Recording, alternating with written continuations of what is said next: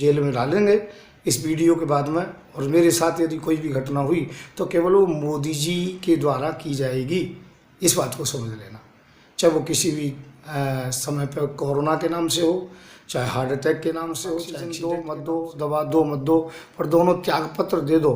मैं कह रहा हूँ जनता सुखी हो जाएगी, देश में कोई अफरा तफरी नहीं रहेगी, कोई परेशानी नहीं रहेगी। मैं गारंटी के सहित कह रहा हूँ, क्योंकि एक तो सन्यासी है जो गद्दी पर बैठने का अधिकारी नहीं है। रड़ुआ भड़ुआओं का क्या मतलब है गद्दी पर बैठने का। और एक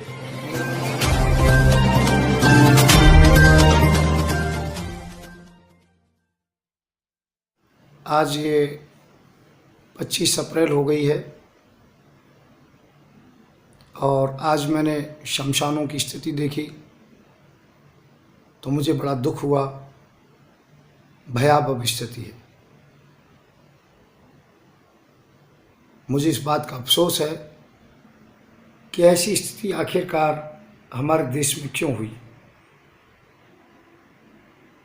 जब जब भी कोई बात हुई है तो हमारे शास्त्रों में, पुराणों में है कि राजा की कोई कमी होती है तभी ऐसा होता है। एक ब्राह्मण का बालक मरा था और ब्राह्मण राम जी के पास गए और रो के कहा कि मेरा बेटा क्यों मरा। तो वो कहानी आप सब जानते हो, वो कहानी मैं बता नहीं सकता हूँ कि उसमें एक दर्द भरी कहानी भी जुड़ी हुई है। तो मैंने काशी में फ़ोन किया तो काशी में आज विद्वानों की मीटिंग हुई। अभी रात के 10:30 बजे 11 बजे मेरे पास फ़ोन आया है। अब तो रात के 12 बज गए हैं। तो वहाँ से काफ़ी निर्णय हुआ और निर्णय हुआ कि दो ही कारण है कि इसे मोदी जी और योगी जी ही संभाल सकते हैं केवल। मैंने कहा ऐसी कौन सी बात है। तो वहाँ के विद्वानों ने बताया कि हमारा नाम ना बताया जाए और आप हिम्मत करते हो मोदी योगी के सामने बोल लेते हो तो एक टोटका है, ये कोरोना केवल 5-7 दिन के भीतर समाप्त हो जाएगा। मैंने कहा भैया आप भी अपना टोटका बताओ।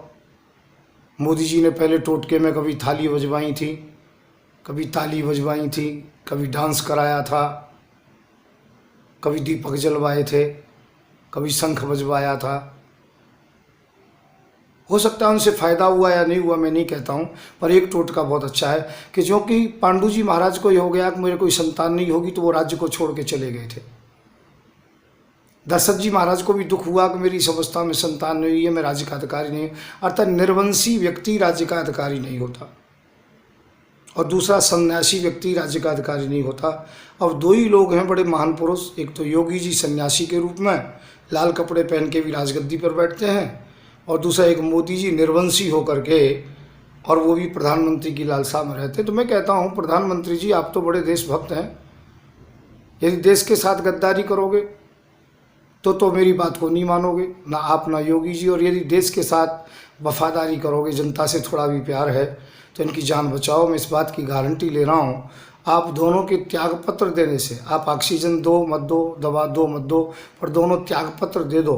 मैं कह रहा हूँ जनता सुखी हो जाएगी, देश में कोई अफरा तफरी नहीं रहेगी, कोई परेशानी नहीं रहेगी। मैं गारंटी के सहित कह रहा हूँ, क्योंकि एक तो सन्यासी है जो गद्दी पर बैठने का अधिकारी नहीं है। रड़ुआ भड़ुआओं का क्या मतलब है गद्दी पर बैठने का। और एक निर्वंशी है जिसका सुबह सुबह मुंह देखने का भी हक नहीं है। अब मैं किसी को जाति सूचक शब्द तो कह नहीं सकता कि ये जिस जाति से पैदा हुआ है, सुबह सुबह सामने से कोई आ जाए तो उसका मुहूर्त खराब हो जाता है, समझ लो उसकी मौत हो जाती है। ये कहते हैं जिस जाति से यह है, यदि वो सामने से आ जाए तो उसकी मौत हो जाती है, उसका मुहूर्त खराब हो जाता है। इसी प्रकार से इस व्यक्ति को, निर्वंशी को, मोदी जी को जब से गद्दी पर बैठा ला है, जब से मौत का तांडव चार तरफ हो रहा है। कभी फौजी मर रहे हैं, कभी लोग मर रहे हैं, और आज ये बहुत पावरफुल हो गए हैं और ऐसे पावरफुल हो गए हर तरीके से ये लोगों को जो कि परेशान कर रहे हैं। सदैव खून की नदियाँ से स्नान किया है इन्होंने, लाशों पर राज्य किया है, मुसलमानों की लाशों पर राज्य किया है, गरीब जनता का खून चूसा है। तो परमात्मा एक ना एक दिन निर्णय करता है। भगवान ने निर्णय किया है, कोरोना काल केवल इसलिए है ये दो लोग गद्दी पर बैठे। इन दोनों से प्रार्थना करूंगा, यदि देशभक्ति है, देश के प्रति बिल्कुल गद्दारी नहीं है, तो आप मोदी जी और जो कि योगी जी दोनों त्यागपत्र दे दें। जनता इस बात को अच्छी तरह से जानती है, कह नहीं सकती है। मेरी बात नहीं, मैं जनता की तरफ से कह रहा हूँ और काशी के विद्वानों की तरफ से कह रहा हूँ और शास्त्र के विधान से कह रहा हूँ कि मोदी और योगी दोनों ही गद्दी के अधिकारी नहीं हैं, क्योंकि मोदी निर्वंशी हैं और उस जाति से हैं जिसे गद्दी का अधिकार नहीं है। और जब जब वो राजा गद्दी पर कोई बैठे तो सत्यानाश हुआ है देश का। और योगी संन्यास ले चुके हैं घर से, और संन्यास जब ले लेते हैं तो महलों में टाल काम नहीं रहते, नारी का दर्शन नहीं करते हैं, रत्न धन छूते नहीं हैं, केवल वो भगवान की भक्ति में रहते। तो दोनों ही निषेध हैं राजगद्दी के लिए। इसी कारण से देश पर बहुत बड़ी आपदा आई है और ये देश के अंतर्गत में बड़ी आग लग रही है, हिंदू की मुसलमान की, इन्होंने लगाई है।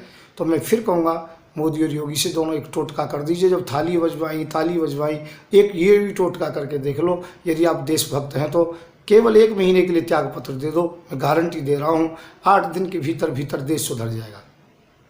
मैं संत युवराज जनता जनार्दन से कह रहा हूँ कि ये मुझे अब जेल में डालेंगे इस वीडियो के बाद में, और मेरे साथ यदि कोई भी घटना हुई तो केवल वो मोदी जी के द्वारा की जाएगी, इस बात को समझ लेना।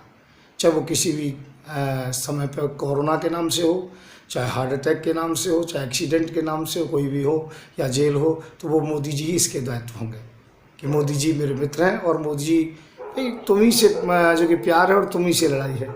तो ध्यान रखें देशवासियों, परंतु इस वीडियो को ज़्यादा से ज़्यादा आगे बढ़ाएं और मेरी मांग को ज़्यादा आगे बढ़ाएं कि मोदी जी जल्दी से जल्दी त्यागपत्र दें और योगी जी त्यागपत्र दें और देश की गद्दी को खाली करें, जिससे कि देश से कोरोना भागे।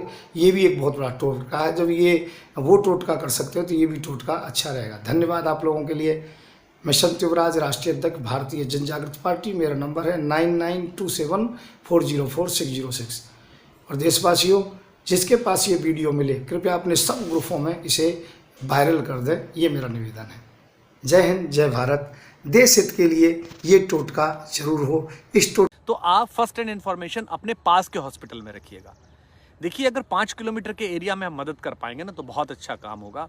सरकारों की तरफ जिसे सिस्टम कहते हैं उस पर चर्चा मत कीजिए प्लीज़। अब मैं नहीं कर सकता। और एक आखिरी बात में चलते चलते कहना चाहता हूँ, बहुत सारे पॉलिटिकल मोटिव के दोस्त मेरे जो बड़ी पोजीशंस पे भी हैं और कार्यकर्ता भी हैं और प्रशंसक भी हैं, वो मुझे फ़ोन कर रहे हैं, मुझे लिख रहे हैं। कुछ लोग मुझे पॉजिटिव रहने के लिए कह रहे हैं कि सरकार के ऊपर मत बोलिए, सिस्टम पर मत बोलिए, बस सहायता कीजिए।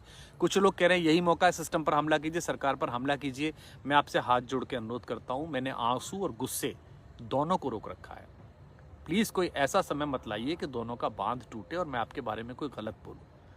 आप अपनी दुकान चलाइए, मत चलाइए, किसी को बचाइए मत बचाइए। हम हिंदुस्तानी लोग हैं, हम एक साथ मिलकर मेहनत कर लेंगे, लेकिन प्लीज़ ये पॉलिटिकल बातें मत करिए। मैंने अपने ऑफिस को साफ कहा है, जो लोग मेरे हैंडल्स देखते हैं उनको कहा है कि जो कोई बीजेपी कांग्रेस बात करता मिले, आम आदमी पार्टी कोई भी बकवास करता मिले, उसको डिलीट करिए लाइफ से, उसको ख़त्म करिए। हमें कोई निगेटिविटी इस तरह की नहीं चाहिए। हमें पता है आपने हमारे साथ क्या किया है, हमें पता है आपने हमारा क्या बनाया है। और ज्ञान हमको मत दीजिए। करोड़ों रुपए का टैक्स देते हैं हम, जब आप मांगते तब पैसा देते हैं हम, और इसलिए मांगते कि आप हम हवा दे सकें। हमारे घर में कोई बीमार पड़े, पड़ोस में कोई बीमार पड़े तो आप उसके लिए दे सके, पर आप नहीं दे रहे। आपका हिसाब किताब प्रकृति करेगी, मतदाता करेगा, ईश्वर करेगा, माँ बैठी है मेरी पीछे सरस्वती, वो करेंगी, जिसमें हम भी सम्मिलित रहेंगे। पर प्लीज़ हमको मत बाध्य करिए, हमारे दुख को क्रोध में मत बदलिए।